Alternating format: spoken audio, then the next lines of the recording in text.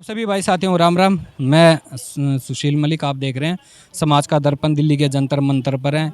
और भाई आपको पता है कि जंतर मंतर एक ऐसी जगह है जहाँ पर अपनी आवाज़ उठाने, अपने मुद्दे सरकार शासन प्रशासन तक पहुँचाने के लिए भाई जंतर मंतर धरने दिए जाते हैं। तो आपने ये जो बैनर देखा होगा कि चलो राष्ट्रपति भवन और केजरीवाल और उपराज्यपाल के पद का इस्तीफा, कुछ इस तरीके का धरना चल रहा है। तो मांग क्या है और क्यों भाई राष्ट्रपति से मिलना चाह रहे हैं, वो संसद का घेराव, उन्हीं चीज़ों को लेके। नमस्कार जी, आपका क्या नाम और पूरा परिचय? मेरा नाम हुआ बम बम महाराज नहोटिया। फिलहाल मैं दिल्ली की जनता की सरकार का मुख्यमंत्री का दावा करता दिल्ली विधानसभा में हूँ।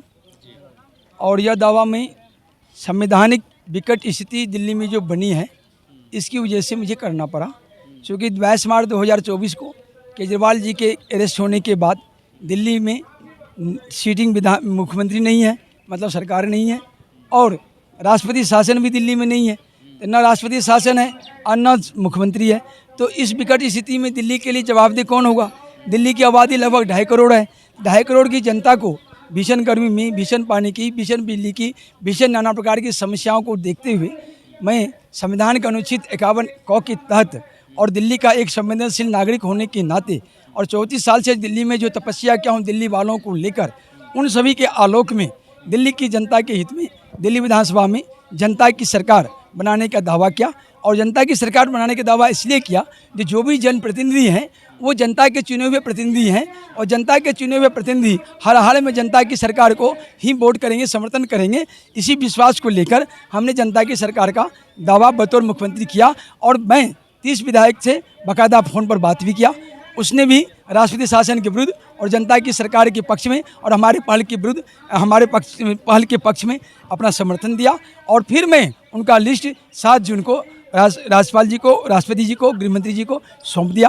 लेकिन बावजूद ये लोग मुझे न सरकार बनाने दे रहे हैं, न दिल्ली को सरकार दे रहे हैं, और न राष्ट्रपति शासन लागू कर रहे हैं, और ऐसे घुमा रहे हैं। तो इसलिए हमें यहाँ पर आना पड़ा। हमने उपराज्यपाल की बर्खास्तगी की मांग की, और उपराज्यपाल सचिवालय में जो सेक्रेटरी लोग हैं उनकी बर्खास्तगी की मांग की, और केजरीवाल जो चीफ मिनिस्टर का लिबादा चिपकाए रखे हुए हैं, वैधानिक तौर पर वो चीफ मिनिस्टर नहीं है, सुप्रीम कोर्ट ने उसको सस्पेंडेड चीफ मिनिस्टर कर दिया है। जो लगाए हुए लिबादा है वो उसको हटा फेंकने के लिए और दिल्ली को जनता की सरकार देने के लिए मैं यहाँ पर आया हूँ। और वैधानिक तौर पर भी देखा जाए तो जनतंत्र का मतलब जनता की सरकार होता है। जनता की सरकार में पार्टी की कोई भूमिका नहीं होती है। पार्टी अगर है तो जनता की सरकार की राजनीतिक दल एक बिचौलिया है। तो खास करके मेरा एक राजनीतिक दल के खिलाफ भी एक आंदोलन है, एक पैगाम है, जो जनता की सरकार जनता के हाथ में होनी चाहिए, राजनीतिक दलों के हाथ में नहीं होनी चाहिए। तो ये भी मैं पैगाम देने आया हूँ। अच्छा महाराज जी, एक चीज़ बताइए, जो आप कह रहे हो मेरे संपर्क में 30 विधायक हैं और उनकी सूची भेजी है, वो आपके अपने हैं या विपक्ष के आपके संपर्क में आ गए हैं? देखिए, आप मेरी बात फिर से समझिए। जब ये विकट परिस्थिति पैदा हुई और 10 अप्रैल को मैं मेल किया, तो मेल करने से राज्यपाल को मेल किया, उपराज्यपाल को, उससे पहले मैं 70 के 70 विधायकों को मेल किया जनता की सरकार के पक्ष के लिए। इसके बाद मैं फ़ोन पर बात किया, लगभग 30 विधायकों से फ़ोन पर बात किया। कौन है वो विधायक? उस सभी विधायकों को सब आम आदमी पार्टी के हैं, बीजेपी के हैं, 2 ही तो पार्टी है इसमें। आपसे संपर्क, आपने संपर्क? मैंने संपर्क किया, मैंने बात की, ऑडियो मेरे पास में है। और वो आपके साथ जुड़ने के लिए तैयार है? साथ जुड़ने के लिए तैयार नहीं, जनता की सरकार, जनता की सरकार को समर्थन देने के लिए तैयार है। साथ जुड़ने के लिए हम उसको अपनी पार्टी में थोड़ी जुलाने के जा रहा हूँ। जनता, जनप्रतिनिधि ये हैं, तो जनता की जो सरकार बनती है, तो जनता की सरकार को जनप्रतिनिधि होने के नाते ये सभी 65 के 65 विधायक जो इस वक्त विधानसभा में हैं, वो जनता की सरकार को समर्थन देने को तैयार है। तो अभी जैसे केजरीवाल जी भले ही अंदर हैं, सीबीआई ने भी हिरासत में भेजा है, निचली सीबीआई कोर्ट ने भी, लेकिन कहीं ना कहीं वो अभी भी कह रहे हैं मैं दिल्ली का बेटा हूँ, दिल्ली की जनता मेरी अपनी है, और वो अंदर से भी काम कर रहे हैं। ऐसा है, काम अंदर से कैसे करेंगे? तिहाड़ जेल में विधानसभा है क्या? या विधानसभा में तिहाड़ जेल है क्या? फिर सुप्रीम कोर्ट से बड़ा है क्या? सुप्रीम कोर्ट ने इंट्रीम ऑर्डर में क्लियर कहा, जो सीएम की कुर्सी पर नहीं बैठोगे, कोई फाइल पर साइन नहीं करोगे, कोई मीटिंग नहीं करोगे, सीएम से बड़ा है। वो कुछ भी बोल देगा, वो थोड़े है। लीगली जो चीज़ है, सुप्रीम कोर्ट के इंटरिम ऑर्डर में देखिए ना, क्लियर कह दिया यू आर सस्पेंडेड सीएम। तो जब सस्पेंडेड है तो उसका मतलब क्या है? और वैसे भी पब्लिक सर्वेंट, सीएम भी, पीएम भी, सब पब्लिक सर्वेंट है। और पब्लिक सर्वेंट जब जुडिशरी के अंदर आ जाता है तो नेचुरली उसका सर्विस खत्म हो जाता है, तो इनका भी सेवा खत्म है। ये बल धकेल कहता है जो हम जति में हैं। एक अगर ऐसा होता, अभी तक तो मोदी जी हैं और एलजी उनके हैं, अभी तक तो राष्ट्रपति शासन लग जाता, इसमें क्यों समय लग रहा है, क्या दिक्कत है? ये दिक्कत तो जो जिसके डफली वही, जिसकी भैंस वही यहाँ की वाली बात है। ये क्यों नहीं करना चाहते हैं, ये मोदी जी में मिले हुए हैं क्या ये मोदी जी जाने और उपराज्यपाल जी जाने।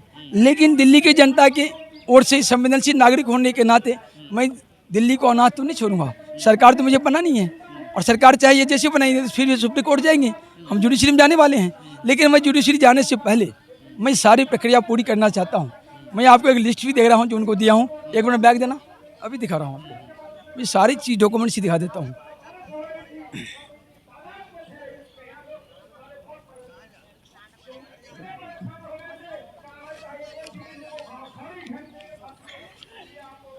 ये तो थोड़ा इनको एक बार कैमरे पे भी दिखा दो भैया, ये लिस्ट वगैरह है रुकिए इनके पास? मैं बता रहा हूँ। ये तो है 19,454, ये सभी पत्रांक है, डेट बाय डेट का, ये भी पत्रांक है जो एलजी को दिया गया है। पकड़िएगा, ये है जो यहाँ के धरना के परमिशन के लिए है। ये तो है जो 65 के 65-70 विधायकों जो है ना, उसमें लोकायुक्त की हमने कार्रवाई कर रखा है। ये है ये एमएलए राजेंद्र पाल गौतम का है, और ये आप एमएलए जितने एमएलए हैं, एमएलएस ऑल, ये लोकायुक्त के खिलाफ कार्रवाई कर रखा हूँ, ये 6 साल के लिए आयोग के लिए। तो यहाँ भी ये बॉन्ड है मेरे को समर्थन देने के लिए। ये भी 3-4 जुलाई में सबको नोटिस जाने वाली है, क्योंकि इन्होंने, आप जवाब जनता के प्रतिनिधि हैं तो मजे मारने के लिए थोड़े हैं। अगर कोई गलत कर रहा है तो रोकना चाहिए। संसद में वो संविधान फाड़ रहा है, संसद में वो प्रधानमंत्री, चुने हुए प्रधानमंत्री का मजाक उड़ा रहा है, विश्व के ऐतिहासिक पुरुष का मजाक उड़ा रहा है। आप विधायक हैं तो इसका मतलब क्या उसको बैठे रहेंगे? आपने दायित्व पूरा नहीं किया तो हमने कार्रवाई कर दिया लोकायुक्त के पास भी। ये लोकायुक्त की चिट्ठी आपको दिखा दिया, वहाँ से इनको 6 साल के अयोग्य होंगे। अगर ये योग्य रहना चाहेंगे तो मेरे प्लेटफार्म आके समर्थन देंगे सरकार में। इनको जाने का कोई रास्ता नहीं है। ये आपने ऐसा वो रच दिया चक्रव्यूह, ना उधर जा सकते, इधर ही आना पड़ेगा। ये चित्त भी और ये पट भी जनता की सरकार में इसको आना ही पड़ेगा। ये मैं लिस्ट दे रखा हूँ, ये 30 विधायकों की लिस्ट है। आपकी पार्टी का क्या नाम है? पार्टी का नाम नहीं है, ये तो जनता की सरकार, दिल्ली की जनता की सरकार। क्योंकि दिल्ली की जनता ने जनप्रतिनिधि चुना है, तो जनता के प्रतिनिधि हुए तो जनता के लिए जवाबदेह होंगे ना। तो आपको लग रहा है कि दिल्ली को नुकसान हो रहा है? हाँ। मुख्यमंत्री अंदर गए और अब बाहर कोई मंत्री काम नहीं कर रहा। कैसे करेंगे? किसी को कुछ आता ही नहीं है, किसी को कुछ, मुख्यमंत्री को कुछ नहीं आता है। और ये है लोकायुक्त को केजरीवाल का जो दिया था, अभी इसकी भी नोटिस होने वाली लोकायुक्त को। अभी इनके बारे में जो जल घोटाला, ये तो अटल जनशक्ति पार्टी से दे रखा हूँ।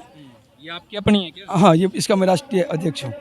इसमें जो घोटाला किया है, ये सारे घोटाले का लिस्ट दिए हुए हैं अभी केजरीवाल। हाँ, ये सारे 78,000 करोड़ का जल बोर्ड घोटाला, 5,000 करोड़ का स्कूल क्लासरूम का घोटाला, 1,000 करोड़ का नकली दवाइयों का घोटाला, 4,000 करोड़ का लैब एक्सरे घोटाला, 1,850 करोड़ का गाड़ियों में पैनिक बटन का घोटाला। ये सब घोटाले का मतलब आपने उनकी पूरी कुंडली निकाल, पूरी कुंडली पूरा किया। इसके बाद ये आरटीआई में लगा रखा हूँ, जवाब नहीं दिया अभी। ये कागज अयोग्य घोषित करने के लिए दे रखा हूँ। ये सारा चीज कार्रवाई कर रखा हूँ, इलेक्शन कमीशन दे रखा हूँ। आपकी दावा कर रखा हूँ। आपकी अमित शाह से कोई मीटिंग नहीं हो पाई, उनके आगे इतने ये चिट्ठे लिख दिखा? ये है, मैं किसी की दलाली तो नहीं करता ना। नहीं, मीटिंग तो कर सकते मैं हो, मीटिंग अपनी बात तो मीटिंग वो अगर बुलाएंगे तो जाएंगे। मैं उनके पास खुशामद करने नहीं जाऊंगा, मैं कागज भेजता हूँ। आपने संपर्क करने की कोशिश? संपर्क करने के लिए कागज ही दूंगा, अपॉइंटमेंट मांगूंगा। दिए कागज सबको दिया हुआ, सारे कागज दिए हुए सब। वहाँ से आया नहीं, कोई अपॉइंटमेंट देते नहीं ये लोग। ये लोग समझते हैं जो पब्लिक को हम क्या करें, हम लोग किसी को कुछ समझते नहीं। वो भी बड़े लोग हैं। हाँ, इनको ईगो है। अगर इनको ये ईगो नहीं होता ना, सच्चाई में बताऊं, 4 अक्टूबर 2023 को हमने इनको चिट्ठी दिया जेबी हुंडा जी को, उनके रेसिडेंस पे जाके। ये 400 पार नहीं हुए, हमने इसको 500 पार की बात की थी। क्योंकि मेरे पास जो ब्लूप्रिंट था उसका कोई काट ही नहीं था, और मेरे ब्लूप्रिंट की गारंटी कार्ड की कांग्रेसियों ने फेसबुक पर चोरी करके 234 सीट ले लिया, 99 सीट ले लिया। मतलब आपने जो बनाया था प्लान वो लीक हो गया, कांग्रेस तक लीक नहीं पहुंच हुआ। गया, मतलब इन्होंने कांग्रेस तक अपने फेसबुक वगैरह में मांगा था, हमने शेयर किया था, हमने दिया था इसको। आपने शेयर नहीं करना चाहिए था। नहीं, मुझे कोई डर किस बात का था। हमारे हिसाब से अगर चलते, अगर ये चोरी नहीं करके मेरे गाइडेंस में चलते, कांग्रेस हाँ कोई भी एक्स बजट जो चलता वही 500 सीट पाता, क्योंकि 10 करोड़ लोगों को डायरेक्ट में अपॉइंटमेंट लेटर देने जा रहा था। मेरी जो प्लानिंग थी उस प्लानिंग में तो एक सीट हारने की नहीं थी, तो चोरी किया तो इतना सीट मिल गया इस कांग्रेस को या इंडीज को। मतलब आपका जो ये प्लान था तो ये फेसबुक से दोनों ने चुराया होगा, सबने चुराया। जेपी ने भी और कांग्रेस। जब कांग्रेस ने चुराया तो हर जगह शेयर हुआ, वो हाँ वहाँ तक भी पहुँच गया। शेयर हुआ। और बीजेपी को मैंने तो क्लियर बोला, बीजेपी को तो 2020 में ही बोला था, जो मेरी आप नीति ले लो, केजरीवाल को एक सीट दिल्ली में नहीं दूंगा, जमानत जब्त कराऊंगा।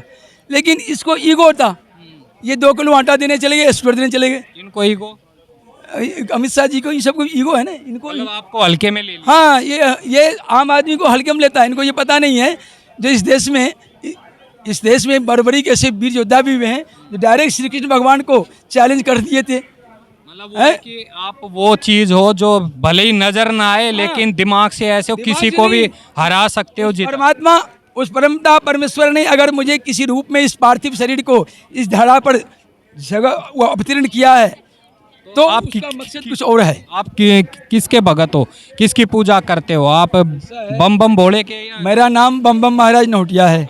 बम बम तो मैं खुद ही हूँ, महाराज नाम मेरा है ही, नौटिया नौ हटने वाला ही हूँ। तो मेन बात है, मैं इस एक साकार जो परमात्मा परमता परमेश्वर हैं, जिसने जो इस शरीर के अंदर में विराजमान है, और इनकी जो आज्ञा होती है, आदेश होता है, उसका पालन होता है, उसके अनुसार आपको अंदर से आवाज आ जाती है कि अब बेटा आपको ये काम करना। नेचुरली सब कुछ उन्हीं का दिया हुआ है जो भी। पर इधर मोदी जी भी कहते हैं कि मुझे भी अब महसूस होने लग गया कि परमात्मा ने मुझ में कुछ है। अगर उनको महसूस हुआ तब तो वो विश्व लेवल में छाए हैं, ये गलत दूरी है। अगर अंदर की आवाज़, अंदर की शक्ति किसी को ऊर्जावान करता है तो वास्तविक शक्ति वही है, उस शक्ति का मुकाबला नहीं हो सकता है। लेकिन ये कि आपको कोई पहचान नहीं पा रहा आपकी शक्तियों को या आपके अनुभव। वो समय नहीं आया, मुझे लगता है अभी हमारा वो समय नहीं आया है। समय पर ही हर चीज़ को अपना फेस वैल्यू मिलता है। तो मुझे लगता है जो मुझे अभी उस समय को अपने अनुकूल करने में और समय देना पड़ेगा।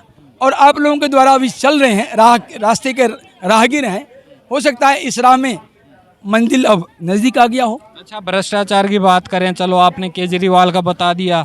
अयोध्या में हमारा राम मंदिर बना 500-600 साल बाद, वहाँ भी इतना भ्रष्टाचार है कि राम मंदिर की जो छत है टपक रही है, राम पथ जो है वो पूरा गड्ढे में पानी पानी हो गया।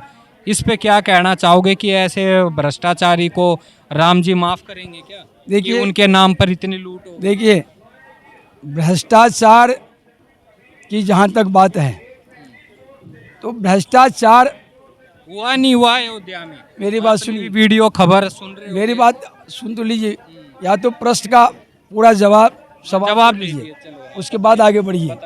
मैं कह रहा हूँ भ्रष्टाचार ये एक दिन का उत्पत्ति क्या हुआ चीज़ नहीं है।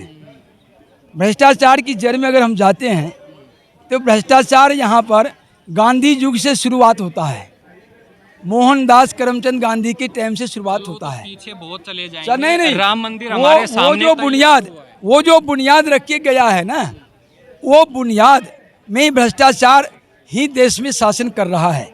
और राम मंदिर बनने में कहाँ, राम मंदिर बनने में ये तो मोदी योगी हुआ या नहीं हुआ उसका लेखा जोखा मेरे पास में कुछ भी नहीं है। तो इस पर भी कुछ सोचोगे? ये क्या जब मेरे पास में अगर मैं सत्ता में आता हूँ और अयोध्या हमारे मुद्दा में आई, हमारे क्षेत्र में, कार्य क्षेत्र में आया, तो मैं उस पर जाके बात कर सकता हूँ।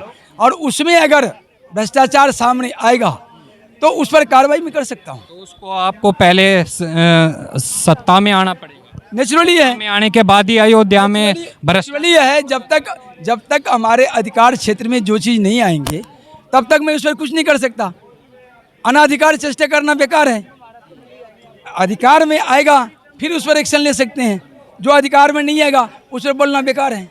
चलो जी, तो भाई ये सारी बातें हमारे साथ बम बम महाराज हैं और काफ़ी पहुँचे हुए महाराज हैं, आगे तक की काफ़ी चीज़ें इनको दिखती हैं, सोचते हैं। और अगर इनकी राह पर या तो कांग्रेस चलती या बीजेपी चलती तो शायद उनका और ज़्यादा सीटें आती, ऐसा बम बम महाराज का कहना है। तो वीडियो को ज़्यादा से ज़्यादा शेयर करना, अपनी राय ज़रूर देना। सभी भाई साथियों को मेरी राम राम।